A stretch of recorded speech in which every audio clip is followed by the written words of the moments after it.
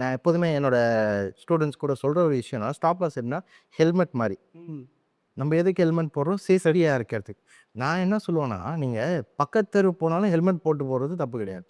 ஏன்னா ஹெல்மெட்ன்றது அது போட்டு போகிறோம், அதனால் ஒன்றும் பிரச்சனைன்னு இல்லையா. அதனால் பக்கத்து தெருவுக்கு போனால் கூட நம்ம ஸ்லோவாக போனால் கூட ஹெல்மெட் போட்டு போகலாம். ஏன்னா நம்ம ஸ்லோவாக போனாலும் எதிர்க்கிருந்து வந்தவர் இடிக்கிறதுக்கான சான்சஸ் வாய்ப்பு இருக்குது. அதனால் எப்போதுமே நம்ம ஸ்லோவாக போனாலும் நம்ம ரூல்ஸை யூஸ் பண்ணி ட்ரேட் பண்ணாலும் இன்ஸ்டிடியூஷன் என்ன பண்ணலாம், ஒரு மேனிப்புலேஷனோ மற்ற விஷயங்கள் பண்ணுறதுக்கான சான்சஸ் இருக்குது. அதனால் எப்போதுமே ஹெல்மெட்டோ ஸ்டாப் லாஸ் போட்டு போகிறது எப்போதுமே யூஸ்ஃபுல்லாக இருக்கும். ஓகே. ரொம்ப அழகா எக்ஸ்பிளைன் பண்ணிட்டீங்க சார். இப்போ இதே மெத்தட், இதே ஐடியா வந்து ஸ்டாக்ஸுக்கும் அப்ளை பண்ணலாமா சார்?